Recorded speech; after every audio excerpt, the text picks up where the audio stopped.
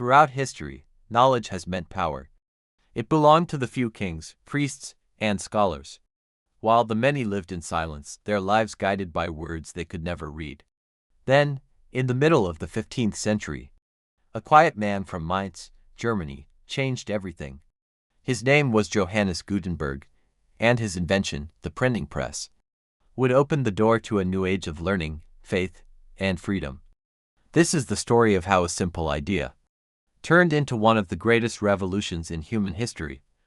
Long before machines, books were made by hand, painstakingly copied, one page at a time, by monks and scribes who devoted their lives to words. Inside the stone walls of monasteries, in rooms called scriptoria, the scratching of quills filled the silence. By candlelight, ink met parchment, and stories were preserved, slowly, imperfectly, beautifully. A single manuscript could take months, sometimes years, to complete. And because of that, each book was rare and precious. To own a book was to own a treasure. Most people would never even touch one. Only nobles, scholars, and members of the church had access to written knowledge. For everyone else, wisdom came through speech, sermons, stories, and memory. In medieval Europe, reading was a luxury. It required education, and education required wealth. The majority of people were illiterate. They worked the fields, traded goods, raised families. Their lives guided by oral tradition and the spoken word. Even kings relied on clerks to read and write for them. The written world was small, an invisible wall separating those who knew from those who did not. Knowledge was not yet a public good, it was a privilege. And that privilege maintained the power of the few over the many. Humanity, of course, had always sought faster ways to spread ideas.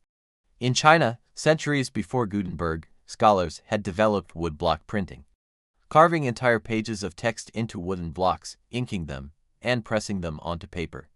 It was a brilliant system, but not efficient. Each page required a new carving, a slow and inflexible process. In the 11th century, the Chinese inventor Bai Sheng even created movable clay type. But it never became widespread.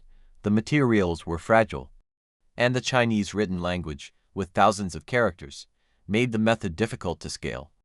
So in Europe, books remained hand-copied, letter by letter, word by word, until a goldsmith from Mainz saw a way to change everything. Johannes Gutenberg was born around the year 1400 in the German city of Mainz. He was not a scholar or priest, but a craftsman, trained in metalworking, engraving, and polishing. Gutenberg lived in a Europe on the brink of transformation. Cities were growing, trade was expanding, and a new middle class hungered for knowledge. But books were too few, and too expensive. A single hand-copied Bible could cost as much as a small house. Gutenberg began to imagine a better way. A machine that could replicate words quickly, reliably, and beautifully. He didn't invent printing itself, but he combined existing ideas, the wine press, foil-based ink, and metal casting, into a single, revolutionary system. The heart of Gutenberg's idea was simple, but powerful. Instead of carving an entire page, why not cast individual letters? Small, reusable pieces of metal that could be arranged, printed, and rearranged to form any text. These were movable types, letters of lead and tin, carved in reverse, that could be locked into a frame and pressed onto paper. Each type block was uniform, durable, and reusable. It was the first true modular system of information. Gutenberg's genius lay in making the parts work together. A precise alloy for the type, a viscous ink that adhered to metal, and a press adapted from winemaking, capable of applying even pressure to each page. Together, these elements created the world's first printing press.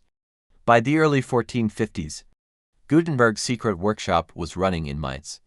He worked with a small team of apprentices, and with Johann Fust, a financier who funded the project. Their goal was ambitious, to print the most important book of all, the Bible. Between 1452 and 1455, they produced what would become one of the most beautiful books ever made. The Gutenberg Bible, or B42, named for its 42-line columns. Each copy contained around 1,300 pages. Roughly 180 were printed, some on paper, others on vellum. Even today, the Gutenberg Bible is admired for its clarity, symmetry, and craftsmanship. It wasn't mass production as we know it, but it was reproducible knowledge, and that changed everything. Gutenberg's workshop, however, was expensive to run. Debt-mounted, and relations with his backer, Fust, soured. In 1455, Fust sued Gutenberg for repayment. The court ruled against him, and Fust seized the press. Gutenberg lost his invention, but not his legacy. His technique spread quickly across Europe. Within a few decades, printing presses appeared in every major city. Venice, Paris, London, and beyond. By the year 1500, more than 20 million books had been printed. A new age of communication had begun. The printing press transformed Europe. For the first time, books could be produced not for hundreds, but for thousands. Knowledge that had once been confined to monasteries and royal courts now flowed into the hands of merchants, craftsmen, and students. The price of books plummeted, where once a Bible cost a fortune. A printed copy could be bought for a few weeks' wages. And with books came literacy, as more people learned to read. They demanded more to read. A cycle began. One that would fuel the Renaissance, the Reformation, and the Enlightenment. In the mid-15th century, Europe was rediscovering the wisdom of the ancients. Thinkers like Erasmus and Thomas More sought to revive classical learning and question dogma. The printing press became their ally. Humanist texts, once confined to a handful of scholars, now reached readers across the continent. Ideas could travel faster than ever before. Scholars corresponded through letters, publishers printed their works, and suddenly Europe was speaking to itself in a new language, the language of print. Perhaps no one used Gutenberg's invention more effectively than Martin Luther. In 1517, Luther nailed his 95 Theses to a church door in Wittenberg. But it was not the hammer that spread his message, it was the press. Within weeks, copies were being read across Germany. Within months, all of Europe knew his name. The printing press gave birth to the Reformation. And with it, the idea that individuals could interpret faith for themselves. For the first time, ordinary people could read the Bible in their own language. That simple act of reading was an act of liberation. As printing spread, so did discussion. By the 1600s, pamphlets and broadsheets filled the streets of Europe's cities. These were the first mass media, cheap, fast, and influential. Political ideas, scientific discoveries, even rumors, all found their way into print. The written word became a weapon. Kings and popes could no longer control what people believed. The age of censorship began, but so too did the age of public opinion. For the first time, citizens could read about and debate their world. By the 18th century, printing presses were the engines of a new intellectual movement. The Enlightenment, philosophers like Voltaire, Rousseau, and Kant, used the printed word to challenge authority, to question tradition, and to demand reason and liberty. Books and pamphlets became tools of revolution, not just in Europe, but in America, where printed words carried the call for independence. The pen, it was said, became mightier than the sword.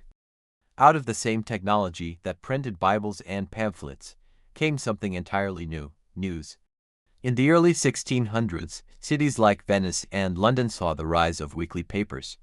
They reported wars, politics, and trade. A new kind of written awareness of the world. For the first time, citizens could follow events beyond their own streets. The modern public sphere was born, and with it, the foundation for democracy itself, an informed citizenry, capable of questioning, choosing, and acting.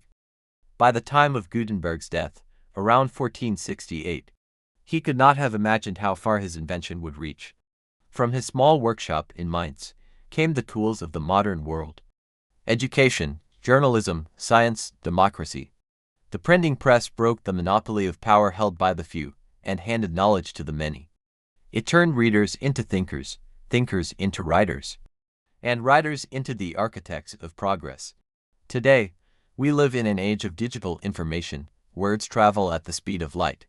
Anyone, anywhere, can publish and be heard, but the roots of that revolution lie in the press that once stood in a quiet workshop in Mainz, a simple machine, powered not by electricity, but by imagination. Gutenberg's press did more than print words.